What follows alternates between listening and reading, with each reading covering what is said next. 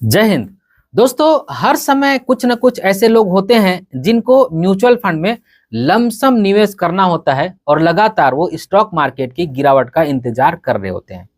और ऐसे में अगर मैं पिछले 3 ट्रेडिंग सेशन की बात करूं तो लगातार हमें स्टॉक मार्केट में गिरावट ही देखने को मिली है।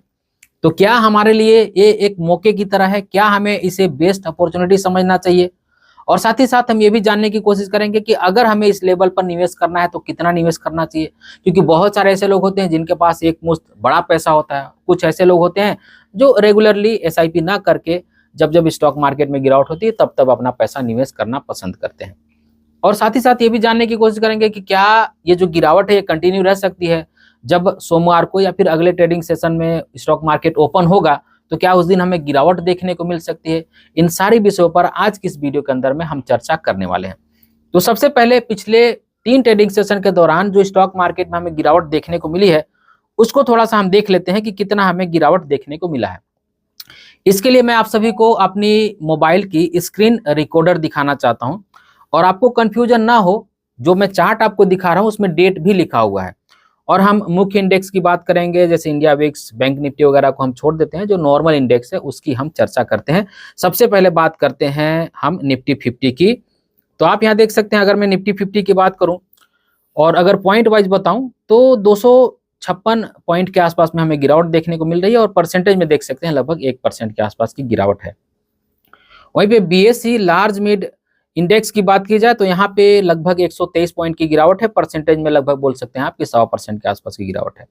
निफ्टी 500 में भी देख सकते हैं 284 पॉइंट के आसपास में गिरावट है और परसेंटेज में देख सकते हैं लगभग 100% के आसपास की गिरावट है।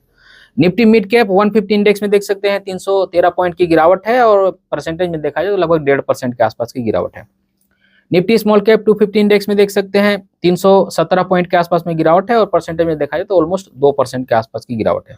निफ्टी माइक्रो कैप 250 इंडेक्स में भी देख सकते हैं 403 पॉइंट के आसपास में गिरावट है और परसेंटेज में लगभग 0.25% के आसपास की गिरावट हमें देखने को मिल रही है।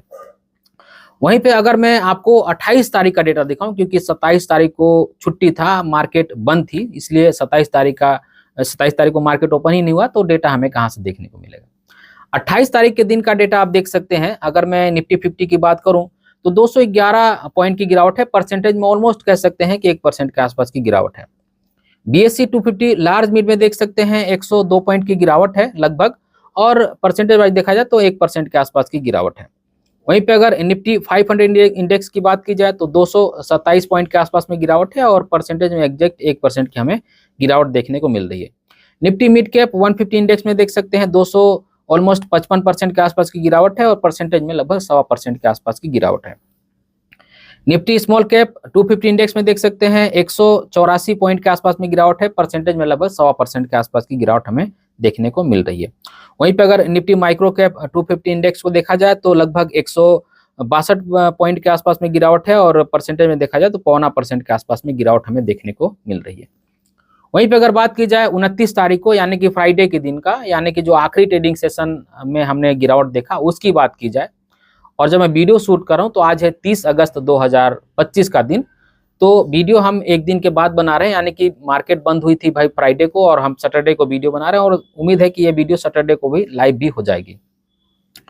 तो अगर मैं 29 तारीख की बात करूं तो यहाँ पे देख सकते हैं निफ्टी 50 में 74 पॉइंट के आसपास की गिरावट है। परसेंटेज में कह सकते हैं 1/3% के आसपास की गिरावट है, तो गिरावट थोड़ी सी कम हुई है। बीएससी 250 लार्ज मिड की बात की जाए तो लगभग 38 पॉइंट के आसपास की गिरावट है। परसेंटेज यहाँ पे भी देखा जाए तो लगभग 1/3% के आसपास की गिरावट है। निफ्टी 500 में भी देख सकते हैं, पॉइंट की बात की जाए तो लगभग 78-79 पॉइंट के आसपास में गिरावट है और परसेंटेज लगभग 1/3 के आसपास में है। निफ्टी मिड कैप 150 इंडेक्स की बात की जाए तो लगभग 115 पॉइंट के आसपास में गिरावट है और परसेंटेज वाइज देखा जाए तो आधे % के आसपास में गिरावट है।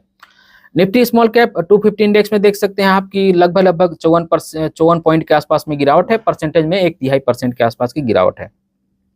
और अगर निफ्टी माइक्रो कैप 250 इंडेक्स की बात की जाए तो यहाँ पे पॉइंट में 38 पॉइंट के आसपास में गिरावट है और परसेंटेज में देखा जाए तो बहुत ही मामूली गिरावट हमें देखने को मिल रहा है। तो 3 ट्रेडिंग सेशन के दौरान में जो हमें गिरावट देखने को मिला है उसके ऊपर में हमने चर्चा किया। तो अगर ऑलमोस्ट देखा जाए ना इन सभी गिरावट को मिला करके, तो जो छोटे इंडेक्स है जैसे में स्मॉल कैप इंडेक्स या फिर मिड कैप इंडेक्स, इनमें लगभग 3 से 3.5% के आसपास की गिरावट हो गई है। और बड़े इंडेक्स की बात की जाए जैसे में निफ्टी हो गया, तो इसमें भी लगभग 2-2.5% के आसपास की गिरावट हमें देखने को मिल गई है। तो ऐसे में तो साफ है कि जो भी लोग लंबे समय से इंतजार कर रहे थे गिरावट का, अगर वो चाहे तो इस लेवल पर अपना थोड़ा सा पैसा निवेश कर सकते हैं, एक किस्त अपना पैसा निवेश कर सकते हैं। इस लेवल पर मैं ये नहीं कहूंगा कि आपको भारी भरकम पैसा जो आपके पास सारा कॉर्पस है उसको इन्वेस्ट कर देना चाहिए, क्योंकि जब से ये टैरिफ वाली सिचुएशन चल रही है डोनाल्ड ट्रंप की, तब से स्टॉक मार्केट में हमें थोड़ा सा वीकनेस ही दिखाई दे रहा है। और इसी खबर की वजह से हमें ये जो 3 ट्रेडिंग सेशन है इसमें गिरावट देखने को मिली है। तो ऐसा नहीं है कि ये जो टैरिफ वाली सिचुएशन है इसका इम्पैक्ट तुरंत से खत्म हो गया, ये जो 2-3 ट्रेडिंग सेशन हमने देखा इसमें इम्पैक्ट सारा ऑब्जर्व हो गया, ऐसा नहीं है। हो सकता है कि स्टॉक मार्केट जब सोमवार को खुलेगी या फिर अगले ट्रेडिंग सेशन में जब भी खुलेगी तो हमें वहां पे गिरावट देखने को मिल सकता है।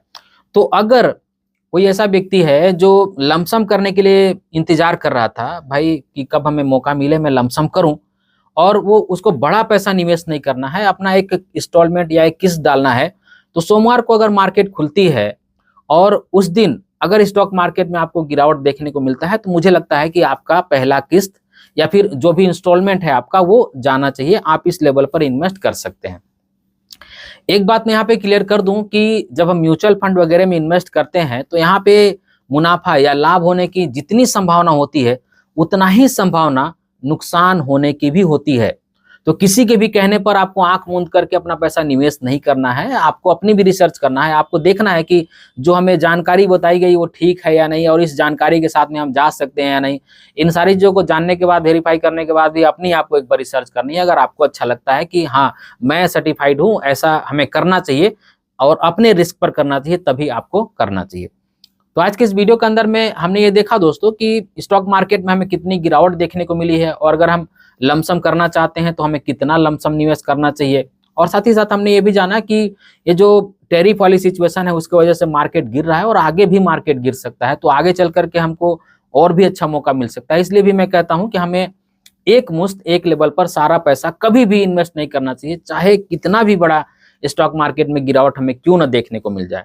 जैसा हमने कोरोना पेंडेमिक के समय में भी देखा था गिरावट, खैर वैसा गिरावट तो मैं ईश्वर से कामना करूंगा कि मार्केट में ना ही देखने को मिले, लेकिन वैसी गिरावट भी अगर आपको देखने को मिलती है तब भी आपको सारा पैसा एक मुश्त एक लेवल पर इन्वेस्ट नहीं करना चाहिए, क्योंकि मार्केट अनसर्टेन है, कब कितना गिरावट होगा क्या होगा कोई नहीं जानता है। इसीलिए हम थोड़ा थोड़ा सा पैसा निवेश करके रुपी कॉस्ट जो होती है उसका हम फायदा उठा पाए, इसलिए मैं कहता हूं कि थोड़ा थोड़ा सा पैसा ही हमें निवेश करना चाहिए। तो आज के इस वीडियो के अंदर बस इतना ही। उम्मीद करता हूं आज की वीडियो आप सभी को अच्छी लगी होगी। अगर आज की वीडियो आप सभी को अच्छी लगी है तो इस वीडियो को एक लाइक जरूर कर दीजिएगा, और इसी तरह के वीडियो देखने के लिए चैनल को सब्सक्राइब कर लीजिएगा, और इस वीडियो को अपने फ्रेंड और फैमिली के बीच जरूर से शेयर कीजिएगा ताकि वो भी अवेयर हो जाए। इस वीडियो के आखिर में बस मैं आपसे इतना ही कहना चाहता हूँ कि अपना और अपने फैमिली का बहुत ख्याल रखिएगा। मैं मिलूंगा इसी तरह के किसी और वीडियो में, तब तक के लिए बाय।